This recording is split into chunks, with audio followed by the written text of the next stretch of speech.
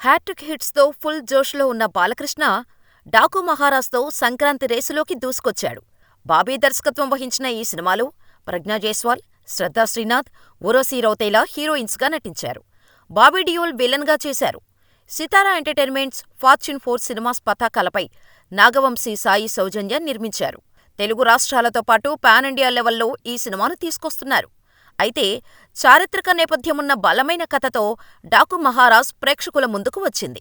ఇదే విషయాన్ని చిత్ర యూనిట్ కూడా కన్ఫర్మ్ చేసి ముందుగానే ప్రేక్షకులకు చెప్పేయటంతో ప్రేక్షకుడు బాలయ్యను ఎలా ఊహించుకొని సినిమా చూడటానికి వెళ్తాడో అంతకు మించిన అదిరిపోయే పర్ఫార్మెన్స్, సీన్స్తో డాకు మహారాజ్ అందరినీ కట్టిపడేశాడట.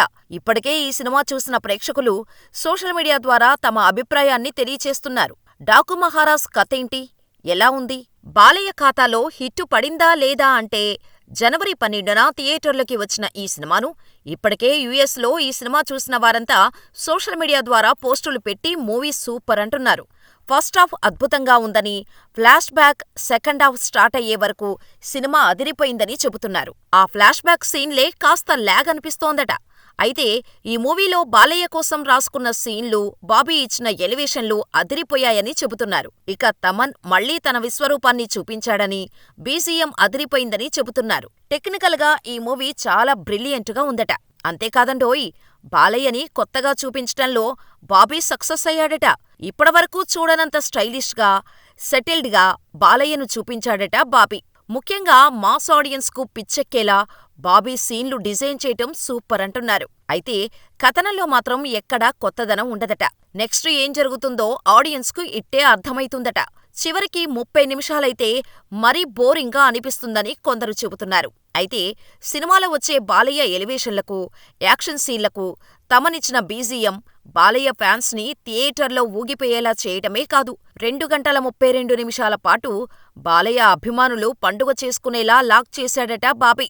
మరీ ముఖ్యంగా డాకు మహారాజ్, చిన్నారి మధ్య జరిగిన సీన్స్ అయితే ఓ రేంజ్లో ఉంటాయట.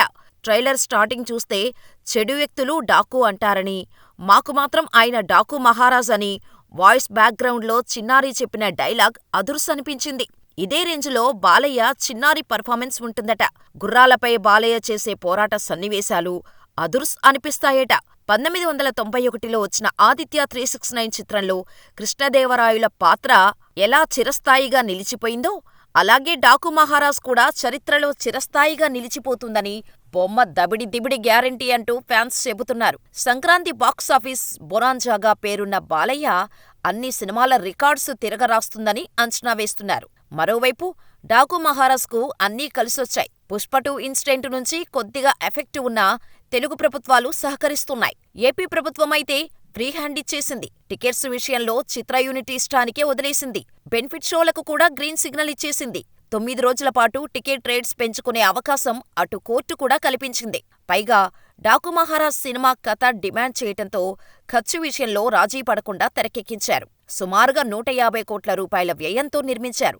ఇక ఈ సినిమా వరల్డ్ వైడ్ హక్కులు సుమారుగా 83 కోట్ల రూపాయలకు అమ్ముడుపోయాయి. ఈ చిత్రం లాభాల్లోకి రావాలంటే ఈ మూవీ 84 కోట్ల షేర్, 168 కోట్ల గ్రాస్ వసూళ్లు రాబట్టాల్సిందే.